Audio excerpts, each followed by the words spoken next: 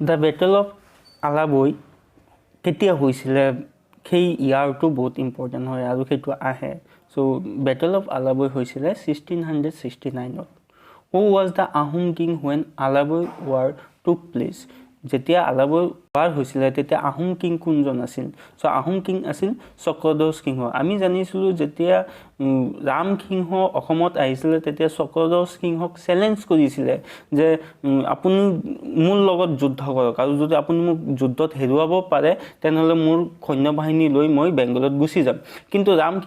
ৰাম সিংহই এই চ্যালেঞ্জ যেতিয়া কৰিছিল তেতিয়া চক্ৰধ্বজ সিংহই কৈছিল যে তুমি তো ৰজা নোহোৱা মই তো ৰজা হও সো মই ৰজা হৈ তোমাৰ লগত কিয় যুদ্ধ কৰিম তেতিয়া চক্ৰধ্বজ সিংহই তাৰ সৈন্যবাহিনীক অৰ্ডাৰ কৰিছিল যে ৰাম সিংহৰ লগত যুদ্ধ কৰিব কাৰণ আৰু সেই যুদ্ধক আমি আলাবৈ যুদ্ধ বুলি কওঁ যেটো ডালবাৰীৰ ওচৰত হৈছিল Who was the Ahom king during Saraighat war? খৰাইঘাটৰ যুদ্ধ যে হৈছিল সেই সময়ত আহোম কিং কোন আছিল এটো বহুত ইম্পৰ্টেন্ট কোৱেশ্চন হয় সেই সময়ত আহোমৰ ৰজা আছিল উদয়দিত্য সিংহ আহোম নেম অফ উদয়দিত্য সিংহৰ আহোম নেম কি আছিল স্নিতফা Who succeeded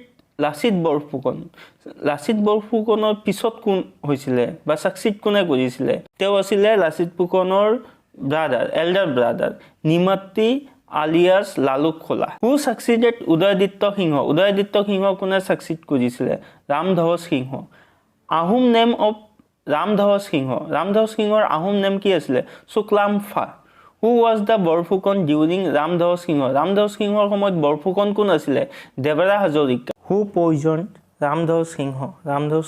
সিংহ কোনে বিষ পান কৰাইছিল আৰু তেওঁ আছিল দেৱৰা Hazarika Which Ahom king was known as লৰা ৰজা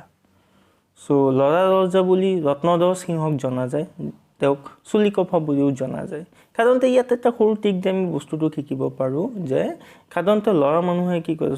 চুলি যেতিয়া খৰি পৰে তেতিয়া চুলিৰ ওপৰত খুব ধ্যান দিয়ে সো চুলিক নিজৰ ৰত্ন বুলি ভাবে সো চুলিকফা ৰত্নধৰ সিংহ লৰা ৰজা ঠিক তেনেকুৱা সৰু টিক বনাই আমি বস্তুবোৰ মনত ৰাখিব পাৰি নেক্সট shortest ruler of আহোমৰ shortest ruler জন কোন আছিল এটো বহুত ইম্পৰ্টেন্ট কোৱেশ্চন হয় মাত্ৰ 21 ডিস তেওঁ ৰজা আছিল আৰু তেওঁ হৈছে সুহুং What was the Hindu name of সুজিংফাৰ Hindu নাম কি আৰু সেইজন নামটো হৈছে অৰ্জুন Wife of জয়দেৱ সিংহৰ wife কোন আছিল পাখৰি গাভৰু আহোম নেম অফ ৰমণী গাভৰুৰ আহোম নাম কি আছিল নাংচেন গদাপানীৰ ওয়াইফ কোন আছিল আমি জানো খুব ফেমাস জয়মতী আছিল গদাপানীৰ ওয়াইফ গদাপানীৰ ওয়াইফ কোন আছিল আমি জানো খুব ফেমাস জয়মতী আছিল গদাপানীৰ wife Joymoti was tortured to death কোনখন ফিল্ডত জয়মতীক বহুত টৰ্চাৰ কৰা হৈছিল আৰু মৃত্যুলৈকে কৰা হৈছিল আৰু সেই পথাৰখনৰ নামও বহুত ইম্পৰ্টেন্ট হয় সেইটো আহে এক্সামত সেইটো হৈছে জেলেঙ্গা পথাৰ গদাধৰ সিংহ was declared king গদাধৰ সিংহ কোন বছৰত কিং হিচাপে ডিক্লেয়াৰ কৰিছিল যেটো গদাধৰ সিংহ এজন খুব ষ্টেট আহোমৰ সম্ৰাট সমূহৰ ভিতৰত আৰু গদাধৰ সিংহৰ ৰজা হৈছিল 1681 খ্ৰীষ্টাব্দত battle of Itakhuli famous battle আমি যাক লাষ্ট বেটল বুলিও ক'ব পাৰো আহোম আৰু মোগলৰ মাজত সেই বেটলখন কেতিয়া হৈছিল সেইটো বহুত ইম্পৰ্টেন্ট হয় বেটল অফ ইটাখুলি হৈছিল 1682 খ্ৰীষ্টাব্দত 1682 Who introduced the system of survey and measurement of land এটো বহুত ইম্পৰ্টেন্ট কোৱেশ্চন যে system of survey and measurement of land কোনে স্টাৰ্ট কৰিছিল অসমত আৰু সেইজন ৰজা হৈছে গদাধৰ সিংহ ইয়াত আৰু এটা ইম্পৰ্টেন্ট কথা অকল এইখিনিয়ে নহয় তেওঁ সেন্সাসও স্টাৰ্ট কৰিছিল Which Ahom king has built Umananda temple এটো খুব ইম্পৰ্টেন্ট হয় গুৱাহাটীত আছে উমানন্দ টেম্পল কোনে বিল্ড কৰিছিল আৰু সেই ৰজাজন হৈছে গদাধৰ সিংহ উমানন্দ টেম্পলক পিকক আইল্যান্ড বুলিও জনা যায় খুব ইম্পৰ্টেন্ট হয় গদাধৰ সিংহ was succeeded by গদাধৰ সিংহ কোনে সাকসিডেড কৰিছিল গদাধৰ সিংহৰ এল্ডাৰ ব্ৰাদাৰ সুখৰাংফাই কৰিছিল ৰুদ্ৰ সিংহ আমি ৰুদ্ৰ সিংহৰ বহুত ইম্পৰ্টেন্ট ক্যাৰেক্টাৰ হয় ইয়াৰ বিষয়ে আমি খুব ভালকে অলপ ইয়া জানিবলগীয়া কথাটো হ'ল যে ৰুদ্ৰ সিংহ যিখন আমি পাইছিলো ৰুদ্ৰ সিংহৰ সুখৰামফা বুলিও জনা যায় আৰু এটা নামেৰে জনা যায় তেওঁক লাই বুলিও জনা যায় ৰুদ্ৰ সিংহই স্পেশাল খেল পাতিছিল খেল সৃষ্টি কৰিছিল যাক বৈৰাংগী বুলিও জনা যায় আৰু এটা ইম্পৰ্টেণ্ট কথা আমাৰ যিখন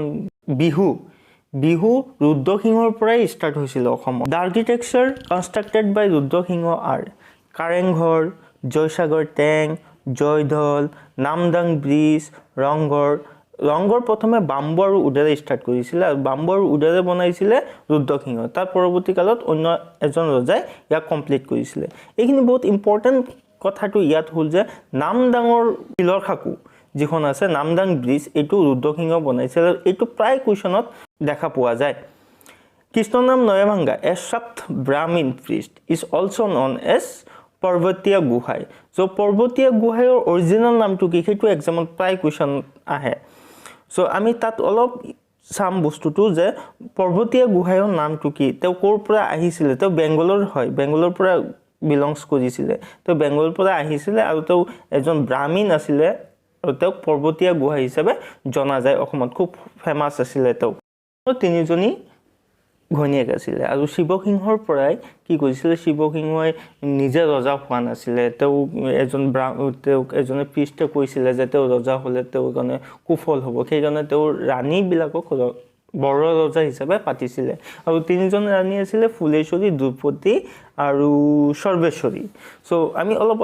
সিহঁতৰ বিষয়ে অলপ ইনফৰমেশ্যন আছে সেইখিনি আপুনি চাই ল'ব চ' ফুলেশ্বৰী বিকম বৰ ৰজা ইন দ্য ইয়াৰ অফ 1722 আৰু ফাৰ্ষ্ট ৰাণীজন আছিলে ফুলেশ্বৰী